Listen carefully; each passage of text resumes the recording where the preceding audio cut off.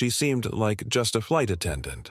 But when a racist passenger tried to humiliate her, a shocking revelation silenced the plane, and no one was prepared to discover that she was an undercover agent on a mission that would change everything. Flight attendant Maya Williams positioned herself at the entrance of the Boeing 737, greeting passengers with a practiced smile as they boarded the 6:15 a.m. flight from JFK to LAX. Behind her professional demeanor, Detective Jasmine Carter's trained eyes scanned each face, cross-referencing them with the mental database she'd built over 3 months of undercover work. "Good morning. Welcome aboard," she repeated, her voice carrying just the right blend of warmth and efficiency. Her dark hair was pulled back into a regulation bun, her uniform pristine despite the early hour. 3 months into this assignment, she'd perfected the balance between appearing forgettable to most passengers while remaining vigilant. The flight was nearly full, a mix of bleary-eyed business travelers, excited tourists, and the occasional celebrity hiding behind sunglasses. Simon Chen, the pilot, gave her a subtle nod as he completed his pre-flight checks in the cockpit. Only he and senior flight attendant Caitlin Reynolds knew her true identity. Through her earpiece, she heard the voice of her partner. "Derek checking in. I'm seated in 22C. No sign of our primary targets yet." Detective Derek Morgan was positioned as a passenger, strategically placed in the middle of the cabin. For months, they'd been building a case against a drug trafficking operation using flight crews as mules, moving high-grade narcotics between international hubs. Today's flight had been flagged after intelligence suggested a significant transfer would occur. Jasmine glanced at her watch. 10 minutes to departure, and still no sign of suspect number 1. She exchanged a look with Caitlin, who subtly shook her head. "Last passenger approaching," the gate agent announced through her headset. The commotion at the jet bridge entrance drew Jasmine's attention. A tall man in an expensive suit was walking down the corridor, trailing behind him a young assistant struggling with his carry-on luggage. His voice carried loudly as he spoke into his phone. "Tell them I don't care about their timeline. If they want my investment, they'll wait. No, you listen. This is why I'm the CEO and you're not." Bradley Whitmore ended the call abruptly as he reached the aircraft door. He didn't bother making eye contact with Jasmine as he thrust his boarding pass toward her, continuing a new call while his assistant apologized silently with her eyes. "Welcome aboard, Mr. Whitmore," Jasmine said automatically, scanning his first-class boarding pass. He brushed past her without acknowledgement, already barking into his phone about incompetents who didn't know their place. Jasmine watched him go, her smile never faltering. After 3 months undercover, she'd become an expert at keeping her true thoughts hidden behind a professional mask. Today would test those skills like never before. The captain's voice echoed through the cabin as the aircraft doors closed. "Flight attendants, prepare for departure." Jasmine moved efficiently through the first-class cabin, checking seatbelts and ensuring tray tables were stowed. When she reached Bradley Whitmore's seat, she noticed he was still on his phone, speaking loudly about quarterly projections. "Excuse me, sir," she said politely. "We're preparing for takeoff. I'll need you to switch your phone to airplane mode or power it off." Bradley held up a finger in her direction without looking up, signaling her to wait while he continued his conversation.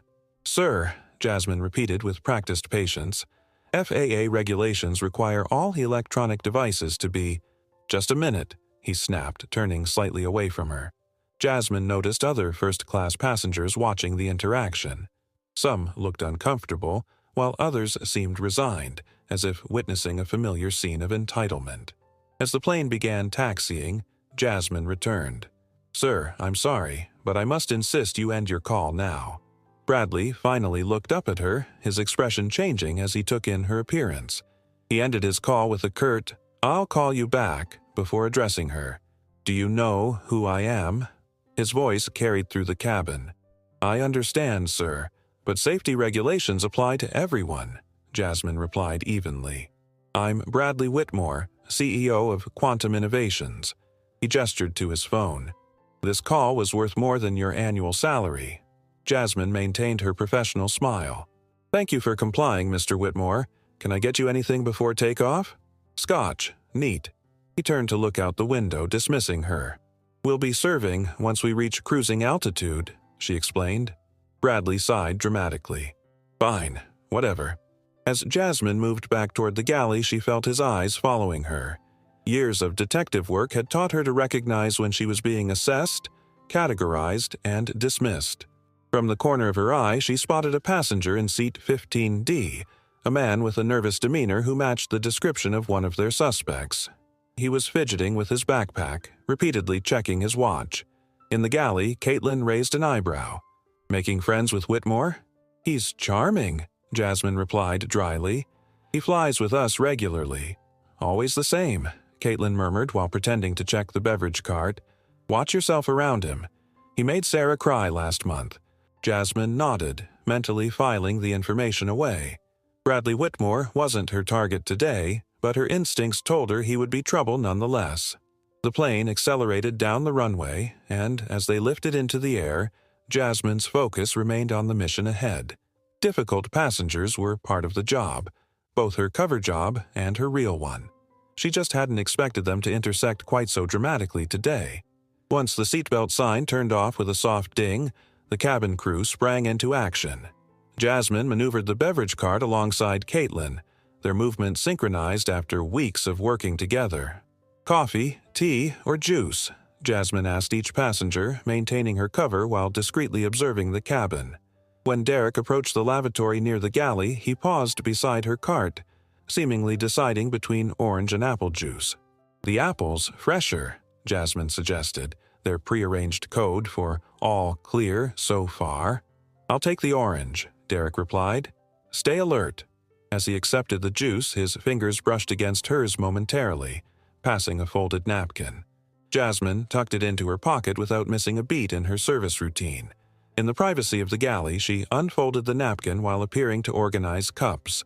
Derek's neat handwriting informed her, suspect spotted, 15D with gray backpack. Made eye contact with FA in rear galley twice. Jasmine continued preparing the beverage service, her mind cataloging this information. The flight attendant in question was Carlos Martinez, who had been on their watch list for weeks. If he was coordinating with the passenger in 15D, today might finally provide the evidence they needed. The small camera concealed in her uniform button activated with a subtle press. As she worked, Jasmine positioned herself to capture Carlos moving through the cabin, his seemingly innocent interactions with passengers now documented for evidence. Maya, Caitlin called using her cover name. Mr. Whitmore in 2A is asking for you specifically. Jasmine nodded, preparing his scotch. As she arranged the drink on her tray, she noticed the passenger from 15D rise from his seat and move toward the rear lavatory, clutching his backpack awkwardly against his chest. She pressed her service pin, another concealed camera, capturing his movement before heading to Bradley's seat. Your scotch, sir, she said, setting down the drink and napkin. Bradley barely looked up from his tablet. Took you long enough. As she turned to leave, she positioned herself to keep 15D in her sightline. The suspect entered the lavatory with his backpack, and moments later, Carlos accidentally bumped into a passenger, creating a distraction that drew attention away from the lavatory area. Jasmine's earpiece crackled softly. Movement confirmed, came Derek's voice, disguised as he pretended to be on a phone call. Package likely in play.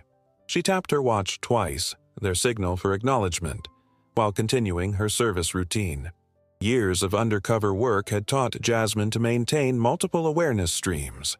One focused on her cover identity's tasks, another tracking their suspects, and a third monitoring the overall cabin environment for potential complications.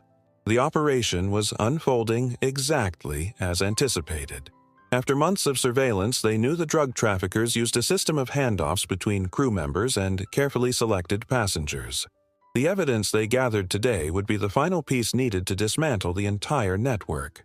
As she continued serving drinks, Jasmine's focus remained split between her mission and the increasingly irritated man in seat 2A, unaware that both would soon collide in ways none of them could anticipate. Jasmine had just finished serving the last row when her earpiece discreetly alerted her to Bradley Whitmore pressing his call button again. This would be the third time in 20 minutes. She exchanged a glance with Caitlin, who rolled her eyes sympathetically. I'll handle it, Jasmine said, returning to first class. Bradley was examining the amber liquid in his glass with obvious distaste. "This is barely drinkable," he complained as she approached. "Don't you have anything better than this? Whatever this is." "That's our premium scotch, sir," Jasmine explained patiently. "Aged 18 years. Well, it's warm. I asked for ice on the side, not for the ice to melt completely before serving." His voice was loud enough to draw attention from nearby passengers. "I apologize, Mr. Whitmore. Let me bring you a fresh drink." As she reached for the glass, Bradley's hand moved suddenly, knocking the remaining scotch across the tray and onto her uniform. The amber liquid seeped into the blue fabric of her skirt, creating a dark stain that spread quickly. "Oh," Bradley said without any real concern. "Looks like you'll need to clean that up." Several passengers looked away uncomfortably. One woman in the window seat across the aisle caught Jasmine's eye with a sympathetic glance. "Now that you're going anyway," Bradley continued, "bring me a properly chilled drink. Double scotch, 3 ice cubes, not 2, not 4, and make sure it's actually cold this time." Jasmine stood perfectly still for a moment, feeling the cold liquid seeping through to her skin. In her years as a detective, she'd faced armed criminals with less contempt than this man was showing. "Of course, sir. Right away," she replied, her voice steady. As she turned, Bradley added, "And see if you can manage not to spill this one. I know multitasking can be challenging for some people." In the galley, Jasmine grabbed napkins to blot her uniform while Caitlin watched with concern. "Did he seriously do that on purpose?" Caitlin whispered. "Appears so," Jasmine replied, her tone controlled. She checked to ensure her camera button hadn't been damaged by the liquid. Their operation remained the priority, no matter what. Through the galley curtain, she could see the passenger from 15D returning to his seat, his backpack notably less bulky than before. Carlos passed by moments later, his service cart seemingly unchanged, but Jasmine's trained eye caught the slight bulge under the bottom shelf cover.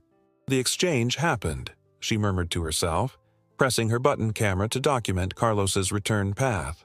She prepared Bradley's drink exactly to specification, focusing on the larger mission while navigating this unexpected complication. As an undercover detective, she'd endured worse than a rude passenger. The spilled drink was merely a temporary inconvenience. When she returned to Bradley's seat, she placed the fresh drink carefully on his tray. "Your scotch, sir. 3 ice cubes, properly chilled."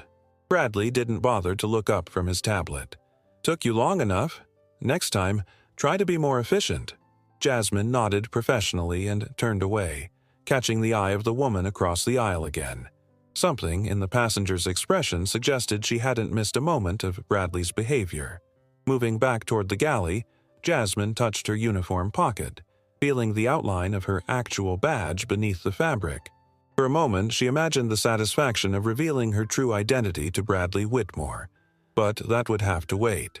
Their operation was still unfolding, and nothing, not even an entitled racist passenger, would compromise months of careful work. As the flight approached its second hour, Jasmine moved through the cabin collecting trash, maintaining her cover while monitoring the suspicious activity between Carlos and the passenger in 15D. She'd documented 3 more instances of nonverbal communication between them, subtle nods and strategic positioning that would have been invisible to anyone not specifically watching for them. When she reached Bradley Whitmore's row again, she extended her trash bag with a professional smile. "Any items to discard, sir?" Bradley barely looked up from his laptop. "Finally remembered I exist, did you? I've been waiting for a refill." He thrust his empty glass toward her. "I'll bring that right away," Jasmine replied evenly. As she took the glass, she noticed the woman seated across the aisle. Petite, with dark hair pulled into a casual ponytail, perhaps in her early 30s, subtly adjusting her phone. The screen was angled toward Bradley, the video recording indicator blinking red. Jasmine met the woman's eyes briefly. An understanding passed between them, unspoken but clear. The passenger gave a nearly imperceptible nod. When Jasmine returned with Bradley's fresh drink, she noticed the woman, whose boarding pass had identified her as Vanessa Lopez when Jasmine had checked her seatbelt earlier, was still recording discreetly, her phone positioned to capture their interaction while appearing to be scrolling through social media. "Your scotch, Mr. Whitmore," Jasmine said, placing it carefully on his tray. Bradley took a sip and grimaced. "This isn't what I asked for. I specifically said the 18-year-old scotch, not whatever this is." "That is the 18-year. Don't contradict me," he interrupted, voice sharp. "I know what I'm tasting. Take it back and get it right this time." Jasmine saw Vanessa adjust her phone angle slightly to better capture Bradley's face. "Of course, sir," Jasmine replied, taking the barely touched drink. As she turned to leave, Bradley added loudly, "You'd think they'd train you people better before putting you on these flights." Vanessa's eyes narrowed at the comment, her finger tapping a button to ensure the recording continued. In the galley, Jasmine prepared yet another identical drink while considering this unexpected development. Vanessa Lopez seemed to be documenting Bradley's behavior, creating a record of his treatment toward the flight staff. In any other circumstance, Jasmine might have been grateful for the witness, but right now it added another unpredictable element to an already complex operation. When she passed Derek's seat on her way back to first class, he gave her a subtle hand signal.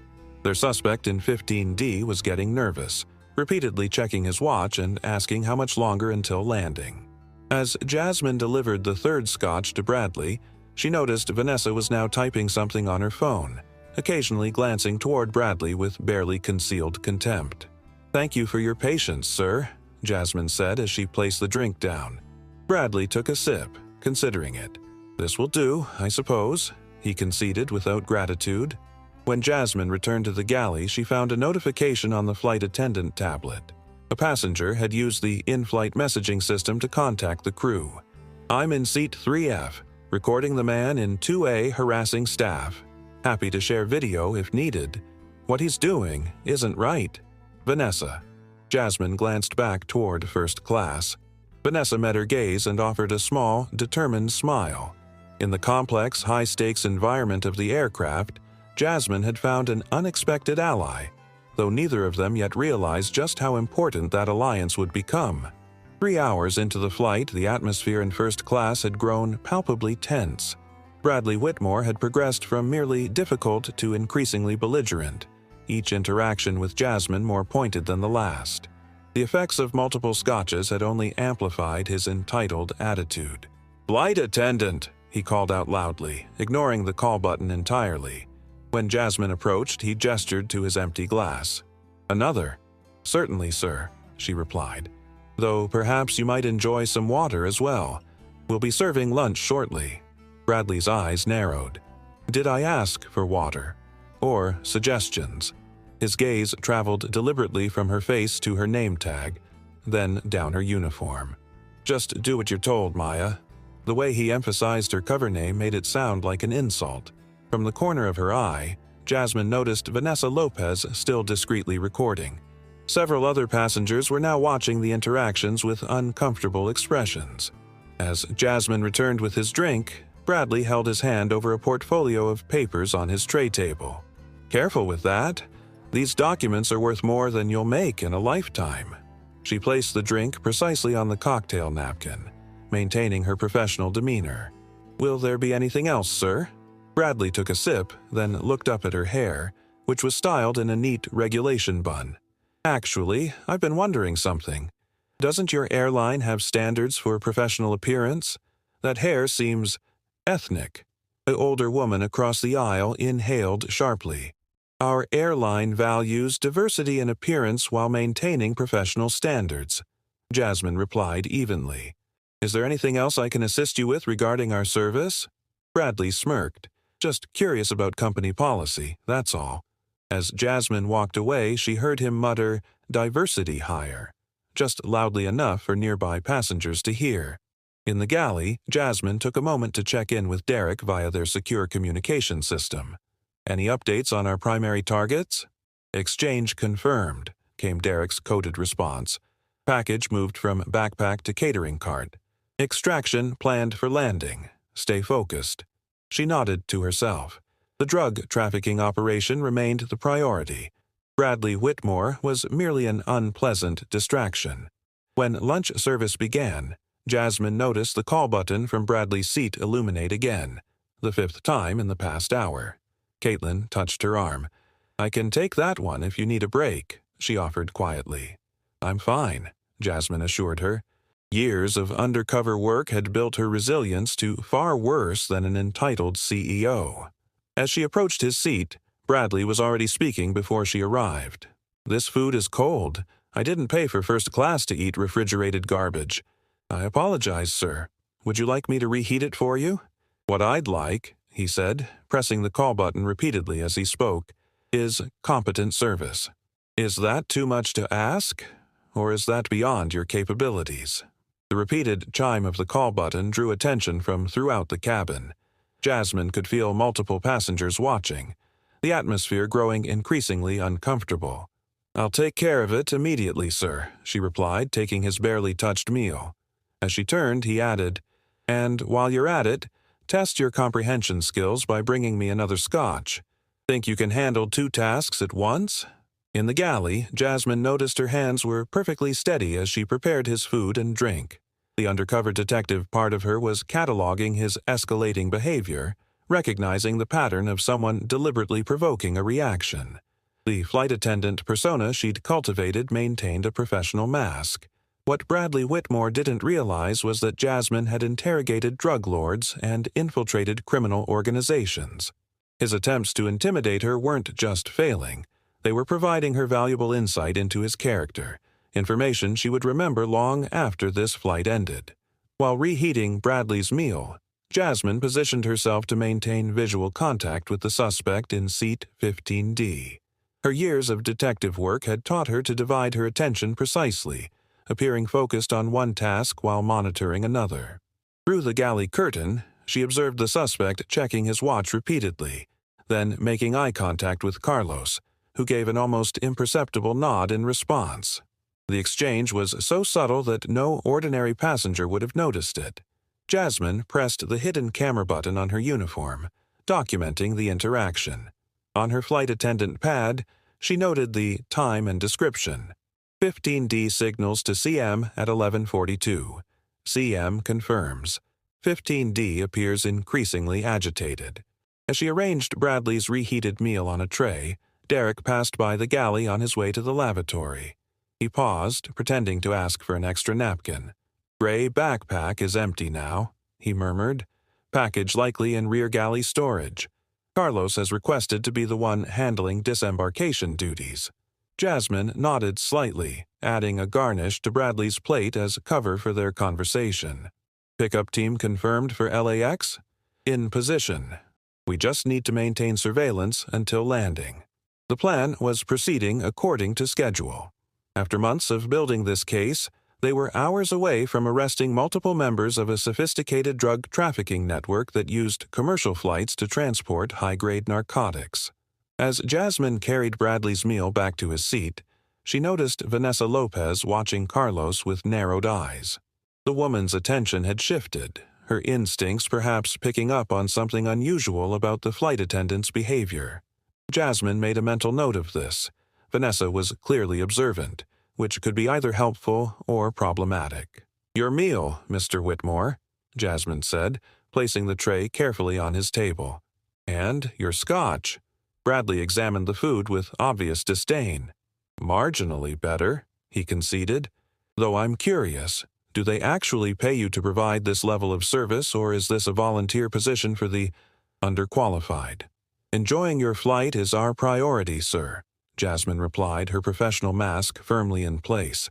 "Please let me know if you need anything else." As she turned to leave, she noticed the passenger in 15D rising from his seat, clutching his seemingly empty backpack. He made eye contact with Carlos again, then headed toward the lavatory near Jasmine's position. Adjusting her trajectory slightly, Jasmine timed her movement to intersect with the suspect's path. As they passed in the narrow aisle, she allowed a minor collision. Nothing unusual in the confined space of an aircraft.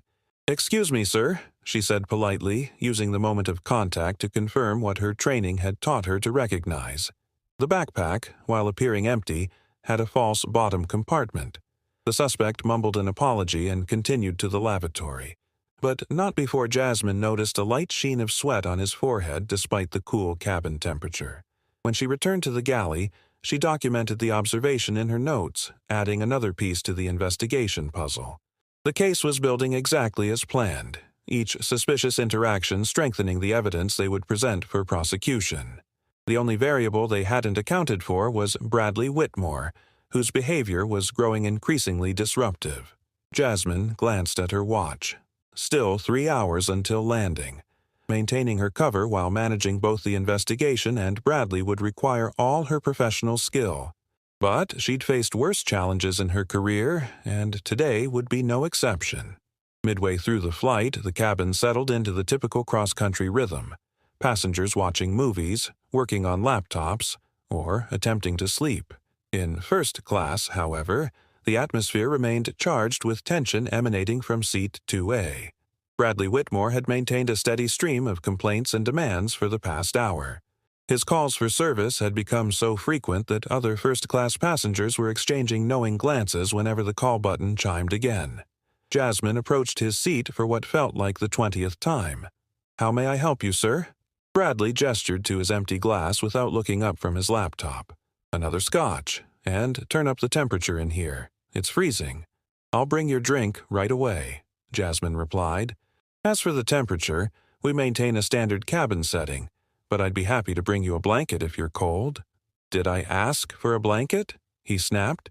"Just adjust the temperature. That's your job, isn't it? Or is that too complicated?" The businessman in the seat behind Bradley removed his headphones, visibly annoyed by the ongoing disruption.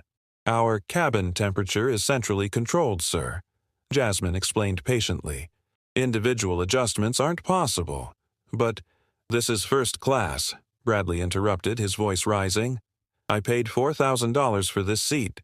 When I say I'm cold, I expect something to be done about it."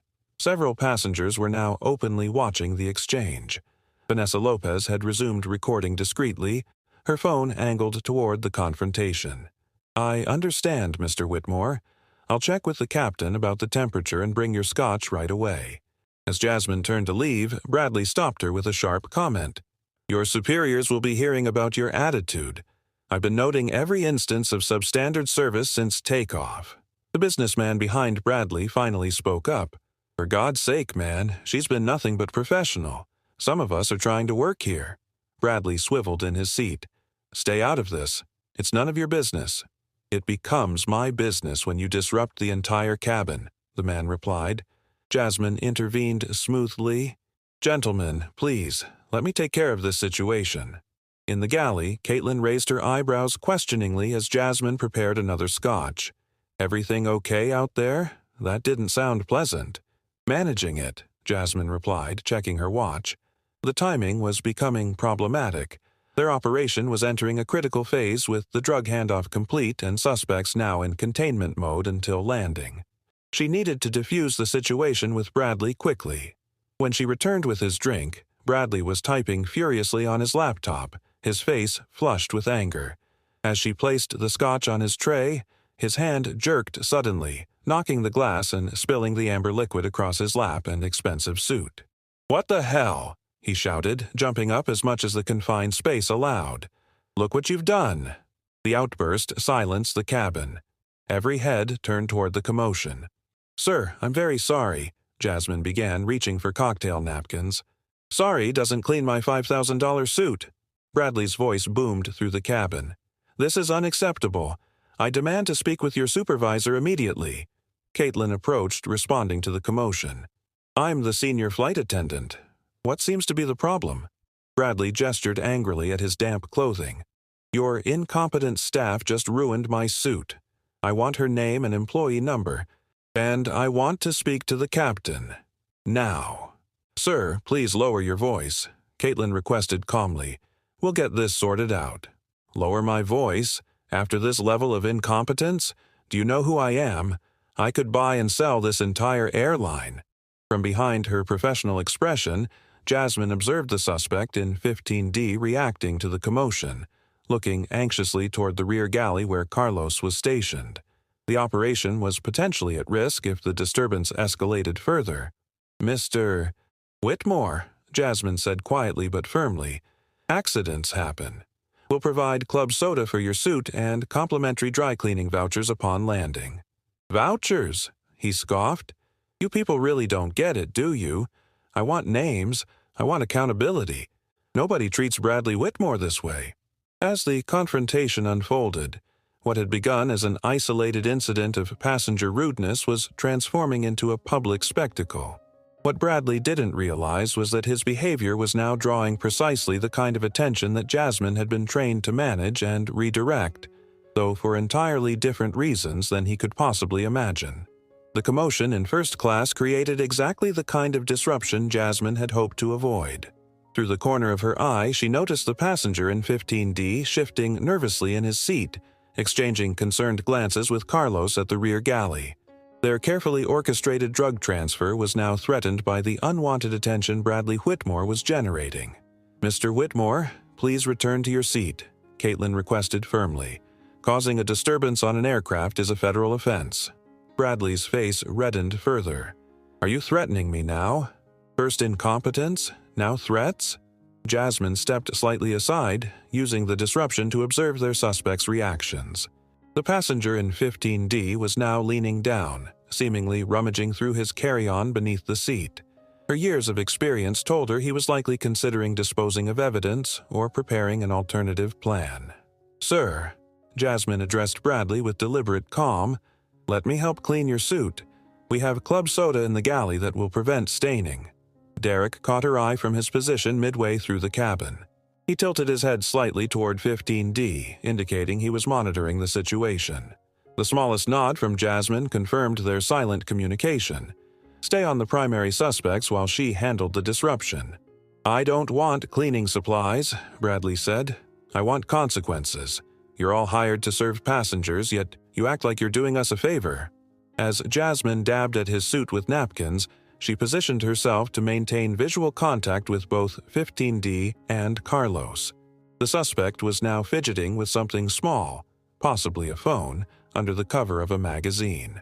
"Mr. Whitmore," Jasmine said, her voice modulated to draw his attention. "I understand you're upset. If you'd like to file a formal complaint, we can provide the appropriate forms upon landing." "Landing? I want the captain to know about this now." Bradley's voice carried throughout the cabin. "This airline will regret the day they hired staff based on whatever diversity quota they're filling instead of competence." A collective intake of breath rippled through the nearby passengers. Vanessa Lopez had stopped even pretending not to record, her phone now openly documenting the scene. Behind the mask of Maya Williams, flight attendant, Detective Jasmine Carter made a rapid series of calculations. Their primary operation was at a critical juncture. The drugs had been transferred, evidence was being collected, and arrests were planned upon landing. But Bradley's escalating behavior was threatening to destabilize the environment precisely when they needed calm. Through her earpiece, she heard Derek's voice, disguised as if he were on a phone call. "Subject is messaging someone. Possible alert to ground crew. We may need to accelerate timeline." Jasmine needed to defuse the Bradley situation quickly. She straightened and addressed him with a slightly different tone. Still professional, but with a subtle undertone of authority that hadn't been present in her Maya persona before. "Mr. Whitmore, I understand your frustration. However, federal aviation regulations require all passengers to comply with crew member instructions. Please return to your seat while we address your concerns." Something in her delivery, perhaps the precise citation of regulations or the subtle shift in her demeanor, caused Bradley to pause momentarily. He studied her face with narrowed eyes. "Fine," he said finally, sitting down heavily. "But this isn't over. Not by a long shot." As he settled back into his seat, Jasmine caught sight of 15D slipping something into the seat pocket in front of him. Not his original seat, but the currently empty one beside him. A drop, changing the location of evidence. She returned to the galley where Caitlin waited with concerned eyes. "That was getting out of hand," Caitlin whispered. "It's under control," Jasmine replied quietly, her mind already mapping the next steps of their operation. "But keep an eye on row 15. Our friends there are getting nervous." Through the cabin's dynamics, a new problem had emerged. Bradley Whitmore's behavior wasn't just an annoyance. It was actively threatening to compromise months of careful investigation. The drug traffickers were clearly on edge, potentially changing their plans in response to the disruption. Jasmine needed to contain Bradley while ensuring their primary targets didn't slip away or destroy evidence. The dual challenge would test even her considerable skills as the flight continued toward Los Angeles. The cabin had settled into an uneasy quiet following Bradley's outburst. For nearly 20 minutes he remained in his seat, angrily typing on his laptop and occasionally shooting glares toward Jasmine whenever she passed. The temporary peace allowed her to focus on their primary suspects, confirming through subtle signals with Derek that the situation in row 15 was stabilizing. As the flight reached its midpoint over the Midwest, Jasmine began preparing for the second beverage service. She'd just finished arranging the cart when Bradley's call button chimed again. Caitlin glanced at the indicator panel. "I can take that one," she offered. "No," Jasmine replied. "I've got it. Better to maintain consistency." When she approached his seat, Bradley didn't look up from his laptop. "I need a fresh drink and a proper meal. Whatever that was you served earlier was inedible." "I'll check what options we have available, sir," Jasmine replied professionally. "And bring me a complaint form. I'm documenting everything about this flight." As Jasmine turned to leave, Bradley added, "What's your full name? Your tag only says M. Williams." "Maya Williams, sir." Bradley typed the information into his laptop. "An employee number? I'm not required to provide that, but you can include my name in any correspondence with the airline." His eyes narrowed. "I asked for your employee number." "Sir, I'd be happy to have our customer relations team contact you after the flight." Bradley's expression darkened. When someone asks you a question, the appropriate response is to answer it, not to evade. Is that how they train you people now? The phrase, "you people," hung in the air, its implication unmistakable. Several nearby passengers shifted uncomfortably in their seats. "I'll check on your meal options, Mr. Whitmore," Jasmine said, maintaining her composure. In the galley, she quickly communicated with Derek about their primary suspects while preparing a small cheese plate, the only mid-flight option available. When she returned to Bradley's seat, his demeanor had shifted from merely unpleasant to coldly calculating. As she placed the cheese plate on his tray, he looked up at her with a smirk. "Tell me, Maya, what was your career plan?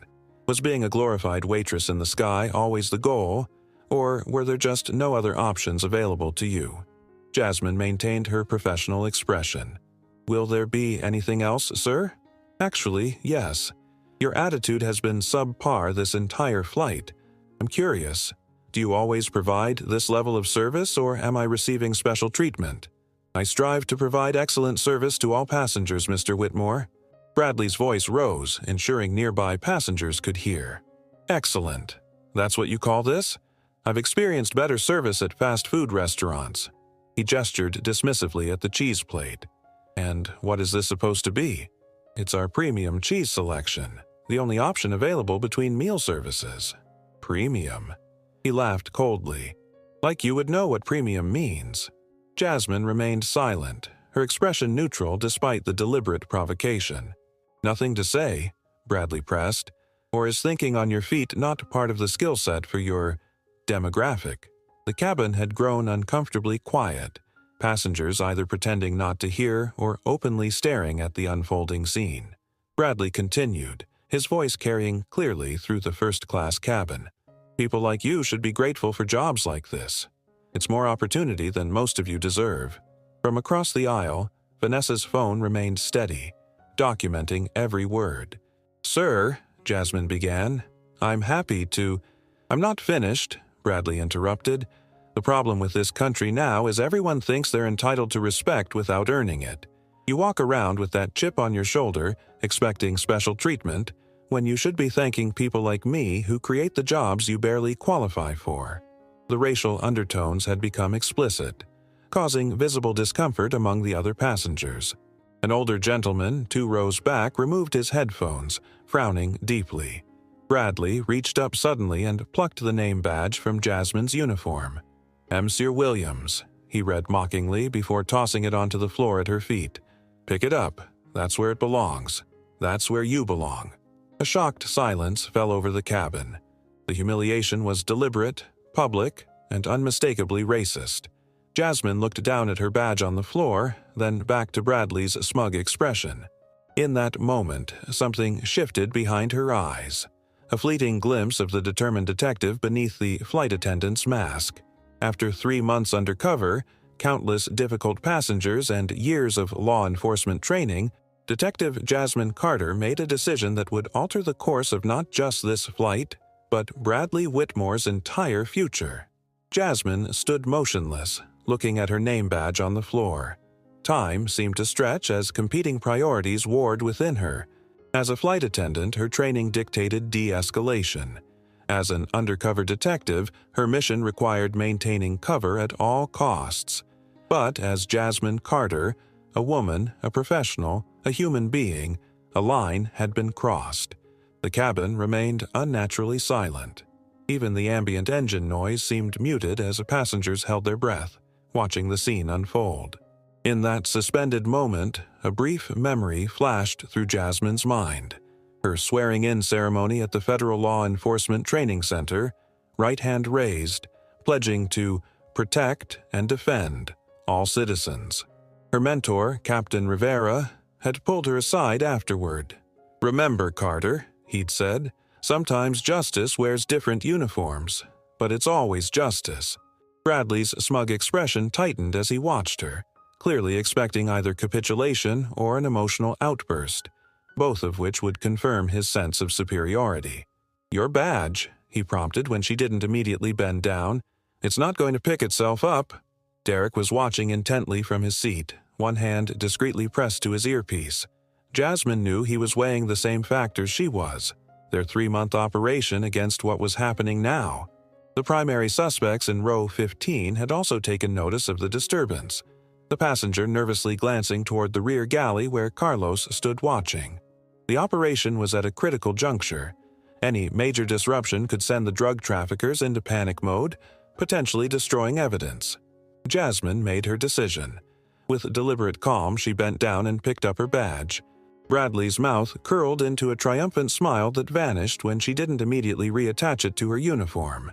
Instead, she held it in her hand, studying it for a moment.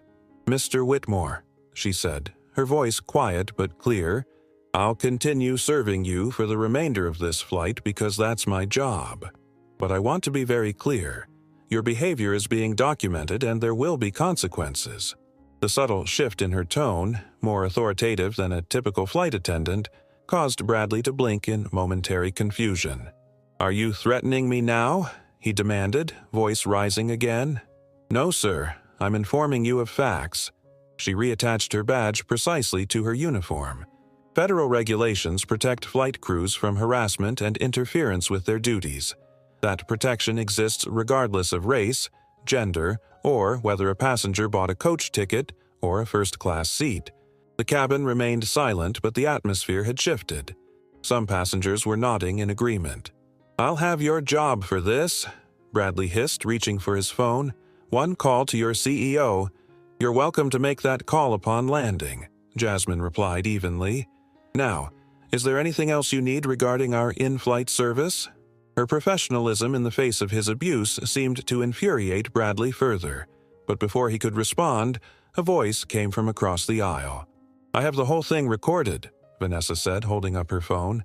"Every word, every action, and I've already sent it to my cloud storage." Bradley's head snapped toward her. "Mind your own business," he snarled.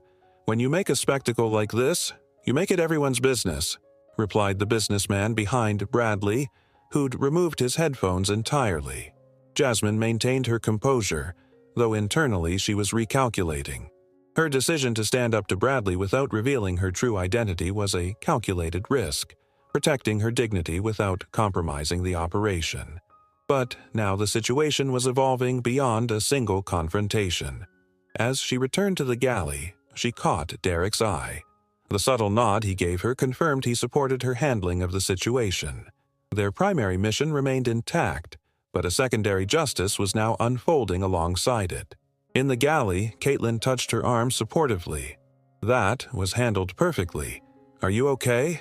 "I'm fine," Jasmine replied, the detective in her already analyzing next steps. She had made her decision. She would complete her undercover assignment as planned, but Bradley Whitmore would not escape consequences for his actions today. What he didn't know What he couldn't possibly imagine was that the woman he'd chosen to humiliate was far more powerful than the flight attendant uniform she wore. And unlike so many others he had likely abused throughout his privileged life, Detective Jasmine Carter had both the authority and the evidence to ensure real justice would follow. The atmosphere in the cabin shifted subtly following Jasmine's measured response to Bradley's humiliation attempt.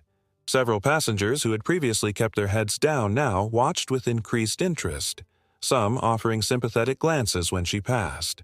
The businessman seated behind Bradley had removed his headphones completely, now openly observing the situation. Bradley himself had fallen into a sullen silence, aggressively typing on his laptop. Occasionally, he would look up and glare at Jasmine whenever she moved through the cabin, his jaw tight with barely contained anger. When she approached with the scheduled beverage service, he didn't acknowledge her presence until she spoke. "Would you care for anything to drink, Mr. Whitmore?" He looked up slowly, his expression calculating. "Water. Bottled, not tap. And don't expect a thank you." As Jasmine placed the water bottle on his tray, she noticed he was composing an email to someone named Elizabeth Chambers, with Director of Airline Relations visible in the recipient line. The subject read, "Immediate termination request, Flight Attendant M. Williams." "Will there be anything else, sir?" Jasmine asked, her tone unchanged. Bradley looked up, clearly expecting to see fear or worry on her face now that he was visibly documenting his complaint. When he found neither, his expression darkened further. "Actually, yes," he said, voice low enough that only she could hear. "I want you to understand something. I sit on the board of 2 major corporations and have direct access to your airline's executive team. By the time we land, your career will be finished." Something shifted in Jasmine's demeanor, subtle but noticeable. She straightened almost imperceptibly, and when she responded, her voice carried a new quality, calm confidence rather than servile professionalism. "Sir, I suggest you focus on enjoying the remainder of your flight." Her tone caused Bradley to pause, studying her face with narrowed eyes. For the first time, uncertainty flickered across his features. "Is that a suggestion or a warning?" he challenged. "Take it however you wish," Jasmine replied evenly, "but I strongly recommend you behave appropriately for the duration of our journey." She turned and moved back to the galley, aware that Bradley was watching her retreating figure with a confused expression. The slight adjustment in her demeanor, allowing a glimpse of her actual authority to show through her cover, had created a psychological shift that even Bradley's entitled mindset could register, if not fully comprehend. In the galley, Derek appeared, ostensibly asking for coffee. "Our friends in row 15 are getting antsy," he murmured, his back to the cabin. "The handoff is complete, but they're worried about something. Carlos has made 2 calls from the rear galley phone."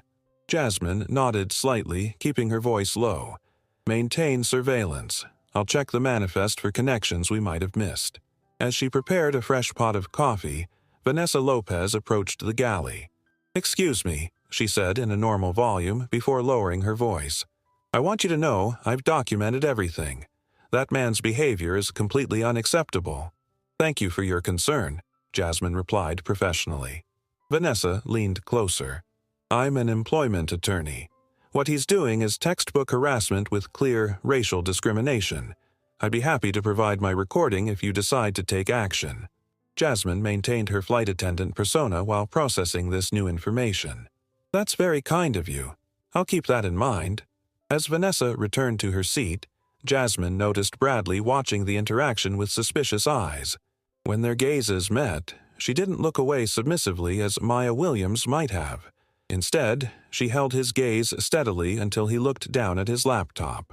The businessman behind Bradley had observed the entire exchange. When Jasmine next passed his seat, he quietly said, "Well handled. Some people mistake kindness for weakness." Throughout the cabin, a subtle realignment was occurring. Passengers who had previously been passive observers were now engaged, their sympathies clearly shifting. The power dynamic that Bradley had assumed was fixed. Wealthy, white male executive versus service worker of color was being challenged by the collective response to his behavior and by Jasmine's increasingly confident demeanor. What none of them realized was that they were witnessing not just a flight attendant finding her courage, but a highly trained federal detective deciding exactly how and when justice would be served. The first indications of Detective Carter emerging from behind the Maya Williams persona were becoming visible. Not enough to compromise her cover, but enough to put Bradley Whitmore on notice that he had severely misjudged the woman he had chosen to target. Just as the flight settled into an uneasy calm, the aircraft encountered a patch of turbulence. The seatbelt sign illuminated with a soft ding, followed by the captain's voice over the intercom. "Ladies and gentlemen, we're experiencing some unexpected rough air. Please return to your seats and fasten your seatbelts securely." The timing couldn't have been worse for Jasmine's operation. Through the cabin, she spotted the passenger in 15D exchanging a nervous glance with Carlos, who was securing items in the rear galley. The turbulence had disrupted their carefully timed monitoring of the suspects. As the aircraft jolted, passengers grabbed their armrests. Drinks sloshed, and loose items slid across tray tables. Jasmine and Caitlin moved efficiently through the cabin, checking seatbelts and securing any potential hazards. When she reached Bradley's row, he was on his phone despite the illuminated electronic devices warning. "Sir, you need to turn off your phone and secure your seatbelt," Jasmine instructed. "I'm in the middle of an important call," he replied dismissively. "It's not a request, sir. FAA regulations require—" The plane dropped suddenly, causing several passengers to gasp. Jasmine steadied herself against the seat back as Bradley's phone slipped from his hand, clattering onto the floor and sliding several rows forward. "Now, look what you made me do," he snapped. "Your phone will have to remain where it is until the captain turns off the seatbelt sign," Jasmine explained. "Please secure your seatbelt immediately." Bradley's face flushed with anger. "This is outrageous. I demand to speak to the pilot. This turbulence is completely unacceptable." Despite the absurdity of blaming the pilot for weather conditions, Jasmine maintained her professional demeanor. "I'll inform the captain of your concerns once we're through this rough air, sir."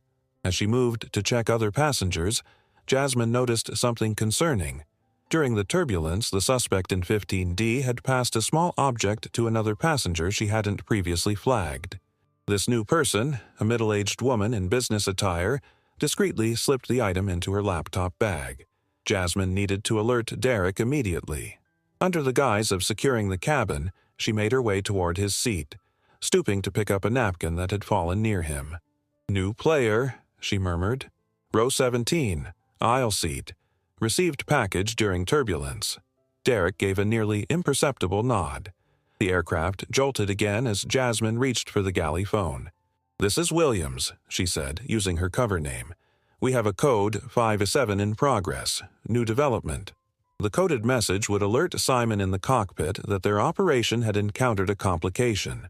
The turbulence had created an unexpected opportunity for their suspects to redistribute evidence, potentially compromising their planned arrests upon landing.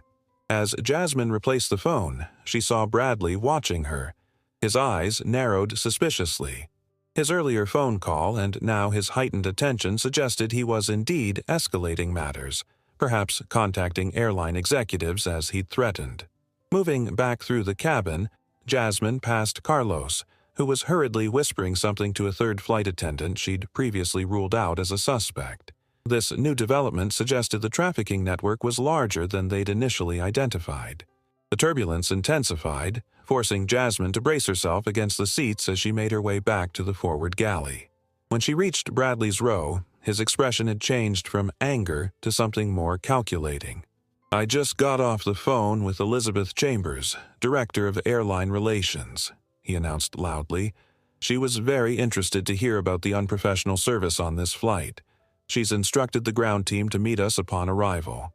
"Thank you for letting me know, sir," Jasmine replied evenly, noting that his phone call claim contradicted the fact that his phone was still on the floor several rows ahead. "Furthermore," Bradley continued, raising his voice so nearby passengers could hear, "I've requested that the pilot divert this flight to the nearest airport so I can file a formal complaint about your conduct." The absurdity of the request, diverting a cross-country flight for a customer service issue, caused several passengers to exchange incredulous glances. Under normal circumstances, such a demand would be merely annoying. But with a complex federal operation in progress and suspects already on high alert, Bradley's escalating disruption was becoming genuinely problematic. Through her earpiece, Jasmine heard Derek's voice. "Package on the move again. They're dispersing evidence across multiple carriers. We need to accelerate." The operation was unraveling. What had been carefully planned as a clean arrest upon landing was now becoming increasingly complicated. As the aircraft continued to bounce through turbulent air, Detective Jasmine Carter made a quick strategic assessment. Their drug trafficking bust and the Bradley Whitmore situation were no longer separate issues. The two problems were converging, and she would need to address them simultaneously to salvage the operation.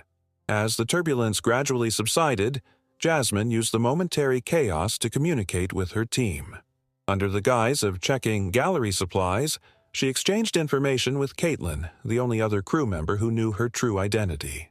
"They're dispersing evidence," Jasmine murmured, pretending to count napkins. "We need to move before landing." Caitlin nodded subtly. "What do you need me to do?" "Prepare the forward cart with the special compartment. Position it by row 3 in 20 minutes, and get this message to Derek. Initiate Protocol 7. Protocol 7 was their contingency plan for compromised operations, accelerating the timeline and securing suspects before they could destroy or disperse evidence further.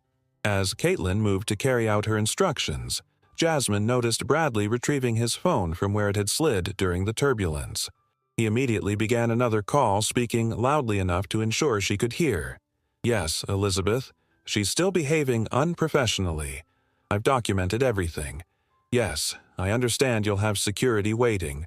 No, that's not soon enough. The pilot needs to know about this now." From her years in law enforcement, Jasmine recognized his behavior pattern: escalating threats to instill fear, creating an audience to maximize humiliation, and leveraging presumed connections to establish dominance. In any other situation, she might have continued in her flight attendant role until landing, but the operation's changing dynamics required adaptation. She moved to the rear galley, using the opportunity to observe the network of suspects. The passenger in seat 15D was now visibly anxious, repeatedly checking his watch and glancing toward the exits. The businesswoman who had received the package during turbulence was typing rapidly on her laptop. Carlos had positioned himself strategically near the rear lavatory, where he appeared to be communicating with yet another crew member through subtle hand signals. In the privacy of the rear galley, Jasmine opened a small compartment hidden in her uniform, a special pocket designed by the department's technical team. From it, she removed a small communication device more sophisticated than the standard earpiece she'd been using. "Control, this is Carter," she whispered. "Operation compromised. Suspects dispersing evidence across multiple carriers. Request immediate clearance for in-flight action." The response came promptly. "Clearance granted, Detective. Support team alerted at LAX. Proceed with caution." Returning to the forward cabin, Jasmine noted Bradley was now demanding that a flight attendant connect him to the cockpit.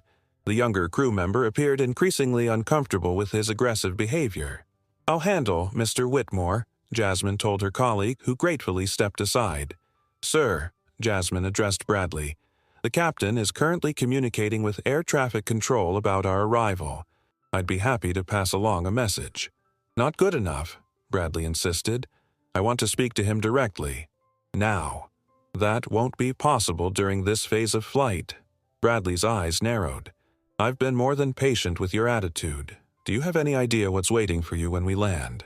Jasmine allowed herself a small, knowing smile. "Actually, Mr. Whitmore, I have a very clear picture of what's waiting when we land. For all of us."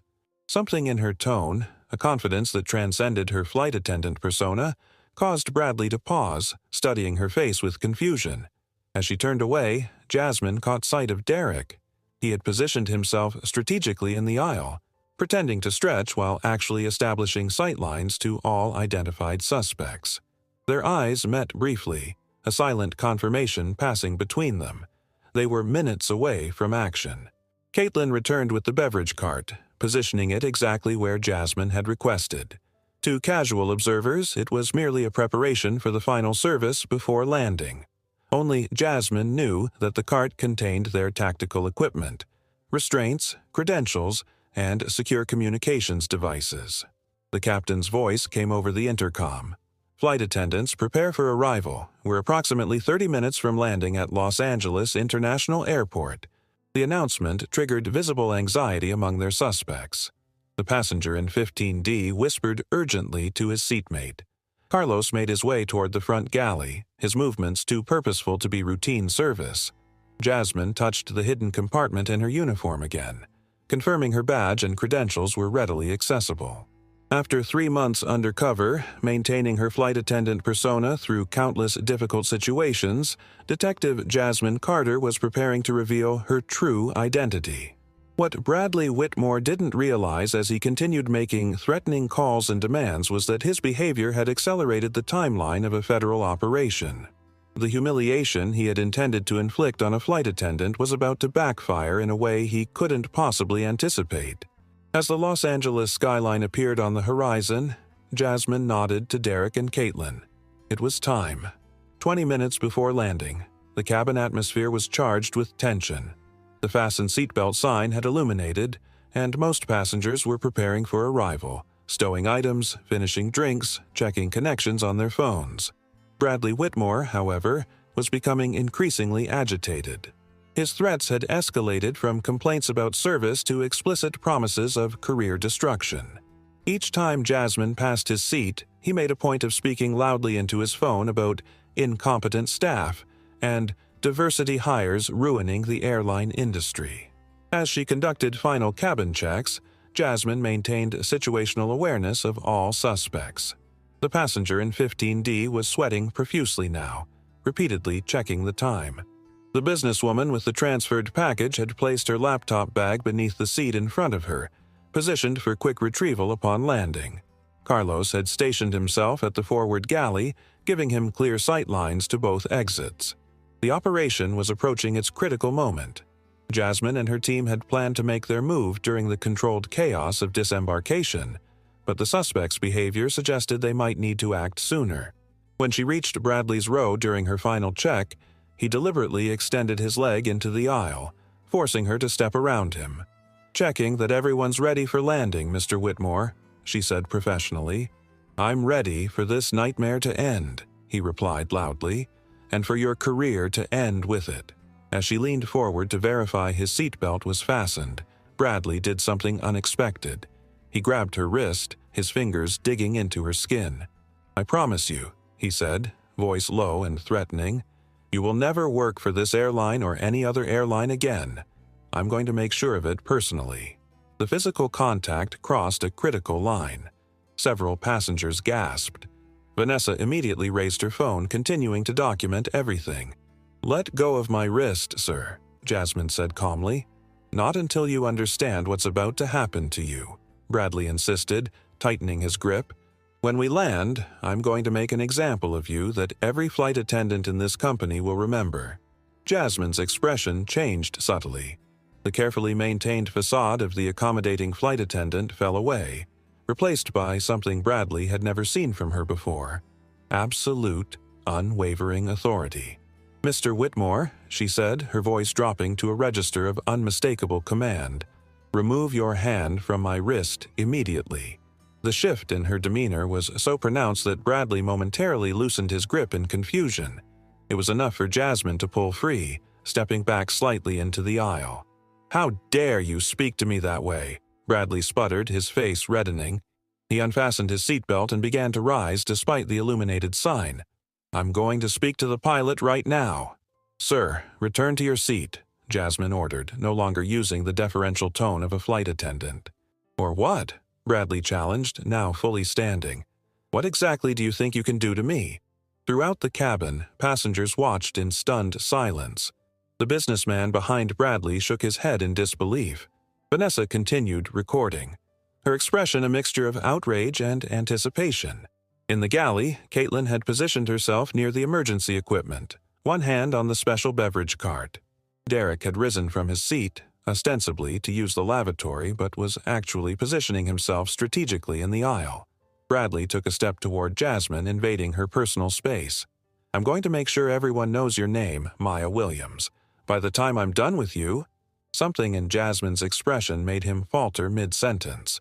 For the first time, uncertainty flickered across his face as he registered the transformation occurring before him. The woman looking back at him wasn't cowering or apologizing. She was assessing him with the cool, measured gaze of someone about to take complete control of the situation. "Mr. Whitmore," she said, her voice carrying clearly through the now silent cabin, "this is your final warning. Return to your seat, or there will be immediate consequences." Bradley blinked, momentarily thrown by the shift in power dynamic. Then his entitlement reasserted itself. "Consequences? From a flight attendant?" He laughed derisively. "I don't think you understand how the world works." As he attempted to push past her toward the cockpit, Jasmine made her decision. The dual operations, managing Bradley and capturing the drug traffickers, had converged into a single moment of action. She reached into the hidden compartment of her uniform and withdrew something that caught the light of the cabin, a gleaming gold badge that was decidedly not part of a flight attendant's standard equipment. The sight of the badge stopped Bradley in his tracks, his expression transforming from arrogant certainty to dawning comprehension as the truth of his situation began to register. What he had mistaken for submission had been observation. What he had interpreted as powerlessness had been strategic patience, and the woman he had targeted for humiliation was about to reveal herself as someone with far more authority than he could have possibly imagined. "Federal agent, everyone remain seated." Jasmine's command cut through the cabin like a thunderclap, transforming the space instantly. Her voice, no longer the pleasant, accommodating tone of flight attendant Maya Williams, but the authoritative declaration of Detective Jasmine Carter, left no room for misinterpretation. She held her badge high, the gold shield catching the cabin lights. "I am Detective Jasmine Carter, Federal Bureau of Investigation. This aircraft is now under federal authority." Bradley Whitmore froze, his face a portrait of shock and confusion. The transition was so sudden, so complete, that he seemed unable to process what was happening. "You... what?" he stammered, his previous confidence evaporating. "Sir, you are being detained for assaulting a federal officer, interfering with a flight crew, and obstruction of justice," Jasmine stated clearly, each word precisely enunciated. "Return to your seat immediately." When Bradley remained standing, paralyzed by disbelief, Derek appeared beside him, his own badge now visible. "You heard her," Derek said firmly. "Sit down, sir." Throughout the cabin, the revelation triggered a cascade of reactions. Gasps and murmurs rippled across the rows. Phones were raised to capture the unprecedented scene. In first class, the businessman behind Bradley whispered an audible, "Holy shit," as understanding dawned. Meanwhile, the drug trafficking suspects reacted with predictable panic. The passenger in 15D attempted to stand, only to find Caitlin blocking his path, her flight attendant's smile replaced by a stern, official demeanor. "Federal agents, this is an enforcement operation," Jasmine announced to the entire cabin. "Everyone remain in your assigned seats with seat belts fastened." Bradley, now forcibly returned to his seat by Derek, sputtered in indignation. "This is absurd. You can't be. This is completely—" "Mr. Whitmore," Jasmine interrupted, her tone clinical. "You have spent the past 5 hours harassing and assaulting what you thought was a flight attendant. Unfortunately for you, you were actually interfering with a federal officer conducting an active investigation." The full implications of his situation began to register on Bradley's face, color draining from his cheeks. "Interfering with a federal investigation is a felony," Jasmine continued. "Assaulting a federal officer is another felony. Both carry significant prison terms." I didn't know," Bradley protested weakly. "Ignorance of my status doesn't excuse your behavior, sir," Jasmine replied. "You deliberately interfered with a crew member's duties and physically assaulted me. Both actions are federal crimes regardless of my status as an agent." As she spoke, the operation to capture the drug traffickers continued seamlessly around her. Derek had moved swiftly to apprehend the passenger in 15D. Caitlin had secured Carlos, who had attempted to dispose of evidence in the lavatory. Additional agents disguised as passengers were securing the businesswoman and two other suspects throughout the cabin. Jasmine turned to address the entire aircraft. "Ladies and gentlemen, I apologize for the disruption. My team and I are federal agents concluding a 3-month investigation into drug trafficking operations using this airline route. The situation is under control and will be landing as scheduled. Please remain seated." Returning her attention to Bradley, she noted his demeanor had completely transformed. Gone was the arrogant CEO who had spent hours berating and humiliating her. In his place sat a pale, shaken man beginning to comprehend the severity of his situation. "I want a lawyer," he said, his voice barely audible. "You'll have that opportunity upon landing," Jasmine assured him professionally. "In the meantime, place your hands on the armrests where I can see them." As Bradley complied, Vanessa Lopez leaned across the aisle. "Detective, I have complete video documentation of Mr. Whitmore's behavior throughout the flight, including his assault when he grabbed your wrist. I'd be happy to provide it as evidence." "Thank you, ma'am. That would be helpful." Jasmine turned to find the businessman from the row behind watching with undisguised satisfaction. "For what it's worth, Detective," he said, "that was the most professionally I've ever seen anyone handle that level of abuse. Some of us noticed what was happening but didn't intervene. I apologize for that." Jasmine nodded acknowledgement before returning to the operational aspects of their mission. Through her earpiece, she received confirmation from ground control that LAX authorities were prepared for their arrival with transport for the suspects. As the captain announced their final approach, Jasmine stood in the aisle near Bradley's seat, her badge now prominently displayed on her flight attendant uniform, a visual representation of the dual identities she had maintained for months. "You know," she said quietly to Bradley, who still seemed shell-shocked, "if you had simply treated any flight attendant with basic human dignity, you would have walked off this plane and continued your life as normal." Bradley stared straight ahead, unable to meet her eyes. "Instead," she continued, "you chose to demonstrate exactly who you are, repeatedly and on video, to a plane full of witnesses. That was your choice, Mr. Whitmore. And choices have consequences." The Los Angeles skyline came into view through the windows as the aircraft began its descent. For the drug traffickers and for Bradley Whitmore, the consequences of their actions were about to become very real indeed. The aircraft's final approach created the perfect backdrop for the coordinated operation now unfolding throughout the cabin. What passengers were witnessing was the culmination of months of planning, as Jasmine's team moved with practiced efficiency to secure all suspects before landing. "Team Alpha, status report," Jasmine spoke into her communication device, no longer bothering to conceal it. "5 suspects secured," came Derek's response. "Evidence contained in sectors B, D, and E. Rear galley compromised package recovered." Throughout the cabin, agents who had been disguised as ordinary passengers were now visible, their badges displayed as they monitored the secured suspects. The transformation was so complete that several passengers appeared disoriented, looking around to see who else might suddenly reveal themselves as law enforcement. While the drug trafficking operation was the primary focus, Bradley Whitmore remained a significant security concern. His physical restraint had become necessary after he attempted to stand again, insisting this was all a misunderstanding. "Sir, remain seated with your hands visible," Jasmine instructed him firmly. "Any further attempts to stand will result in additional charges." "You can't seriously be arresting me," Bradley protested, his voice now less commanding than pleading. "I'm a well-respected businessman. I have connections." "Mr. Whitmore," Jasmine interrupted, "your social status is irrelevant to the federal charges you're facing. You physically assaulted a federal officer and interfered with a law enforcement operation.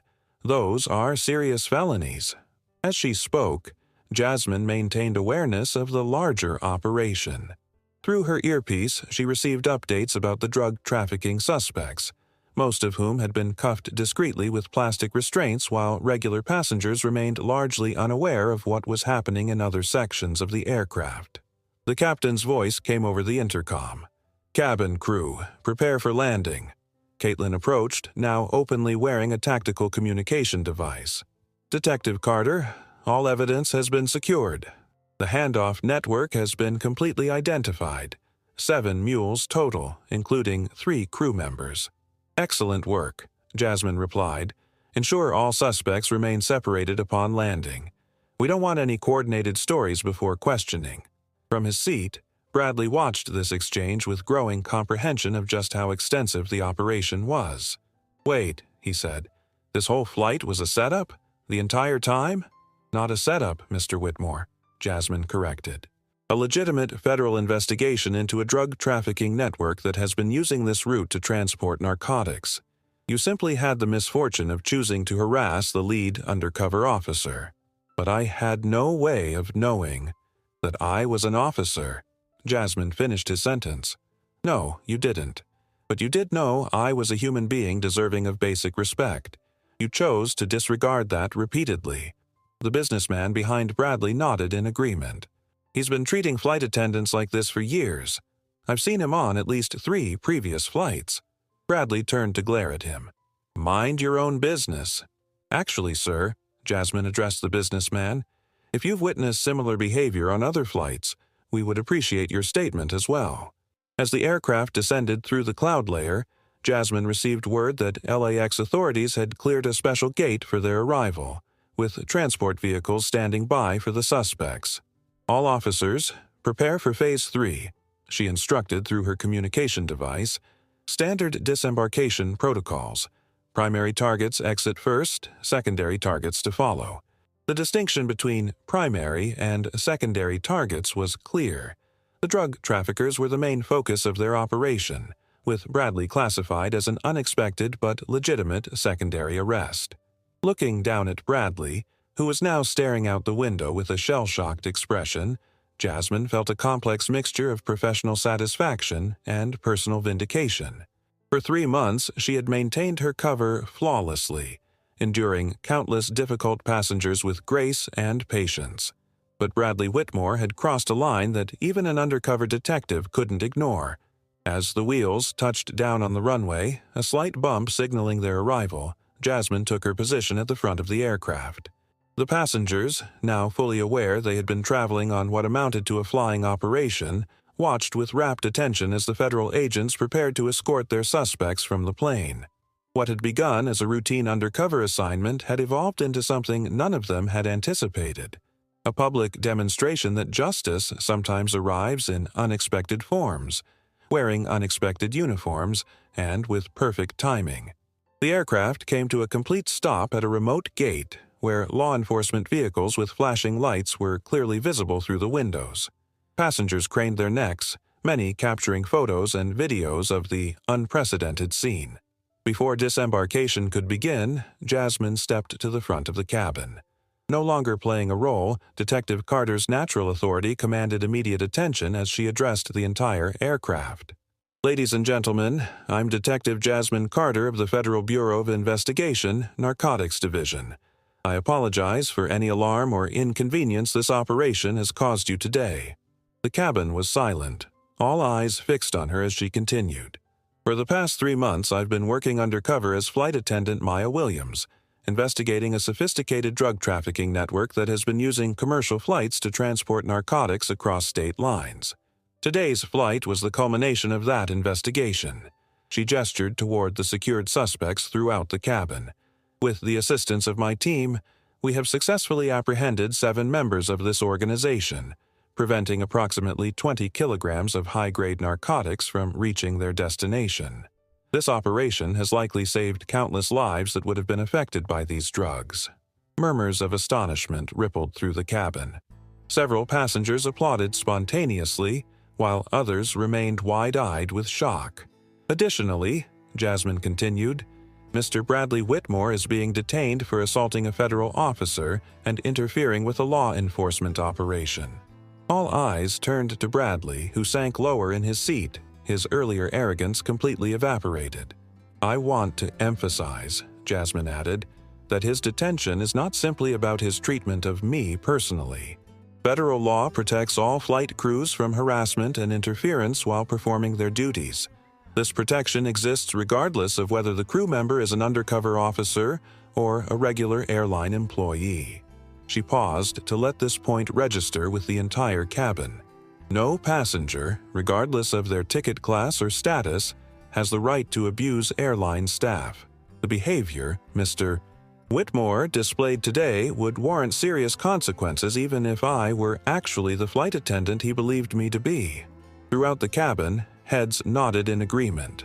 The businessman behind Bradley gave a quiet but audible, "Here, here." In a few moments, local authorities will board to assist with the transfer of suspects. After that, you'll be allowed to disembark normally. FBI agents will be available at the gate for any passengers who witnessed relevant events and wish to provide statements. Jasmine's gaze swept across the cabin, lingering briefly on Vanessa Lopez and others who had witnessed Bradley's behavior. "I'd like to thank those of you who showed support and concern throughout the flight. Your actions reflect the best of our society, people willing to stand up for others even when it's uncomfortable to do so." She nodded toward Vanessa, who smiled in return, her phone still ready to provide evidence.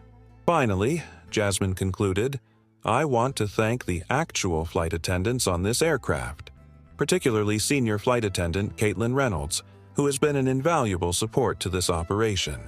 The work these professionals do every day deserves our respect and appreciation."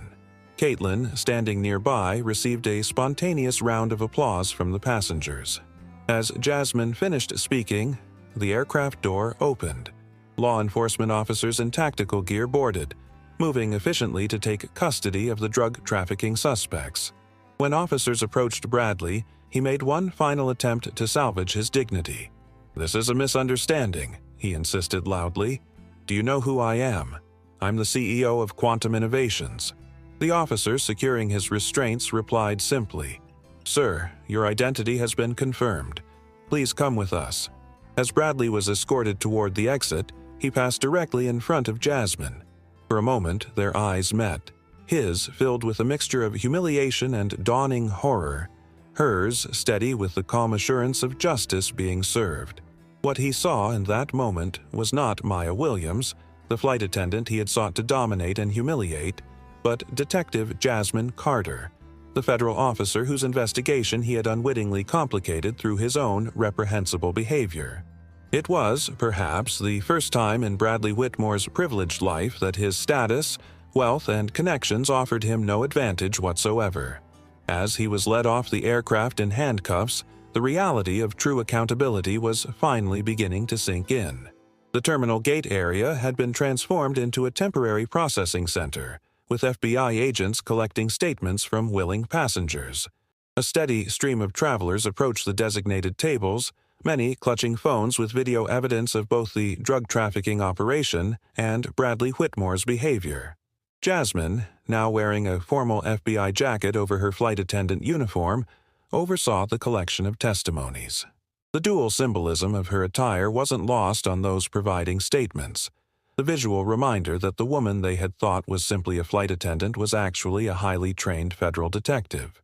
Vanessa Lopez was among the first to approach, her phone already queued with time-stamped videos. "I've got everything," she told Jasmine, handing over a thumb drive. "From his first interaction with you to the moment he grabbed your wrist. I'm an employment attorney specializing in workplace harassment cases, and what he did was textbook discriminatory abuse with clear racial undertones." "Thank you, Ms. Lopez," Jasmine replied professionally. "Your documentation will be extremely valuable. I'd also like to provide expert testimony if this goes to court," Vanessa added, which, given the evidence, it absolutely should. Nearby, the businessman who had sat behind Bradley was giving his statement to Derek. "I've seen him on at least 4 flights before today," he explained. "Always the same pattern. Belittling staff, making racially charged comments, using his status to intimidate. I travel weekly for work, and he's infamous among regular flyers." Throughout the gate area, similar accounts emerged. A flight attendant from another airline approached to report that Bradley had reduced a junior crew member to tears on a flight 3 months prior. A gate agent recognized his name and described his pattern of threatening employees' jobs when minor inconveniences occurred. What had initially appeared to be an isolated incident of passenger misconduct was revealing itself as a long-established pattern of behavior that had gone unchecked due to Bradley's wealth and connections.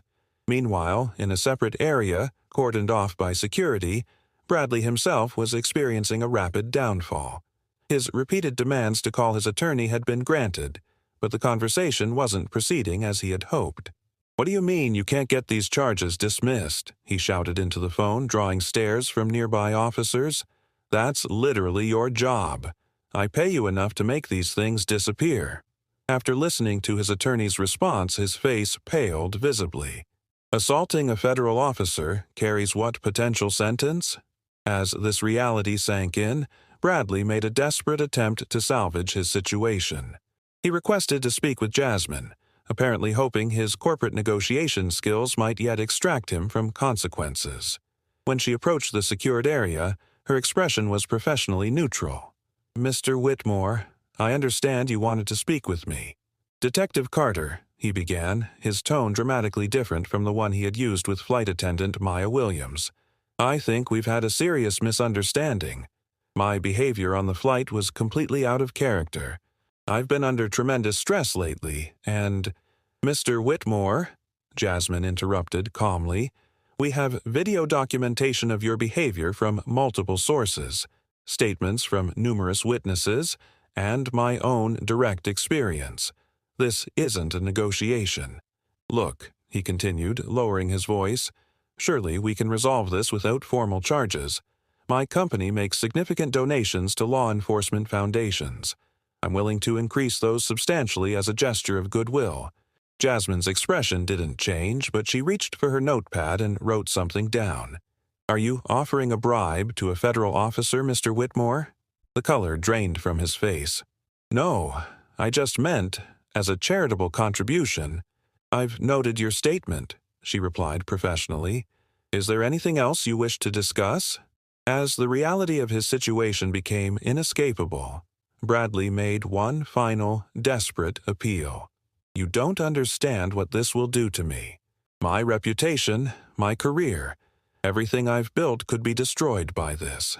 For the first time, Jasmine's professional mask slipped slightly, allowing a glimpse of the genuine person beneath.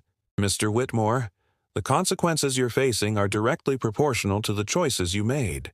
No one forced you to behave as you did today." She turned to leave, then paused. "By the way, those diversity hires you complained about, they include federal agents, attorneys, and judges, some of whom may be involved in your case moving forward." As she walked away, leaving Bradley to contemplate the full implications of his actions, Jasmine rejoined her team to complete the processing of their primary suspects, the drug traffickers whose operation had been successfully dismantled after months of careful work. What had begun as a routine undercover assignment had delivered unexpected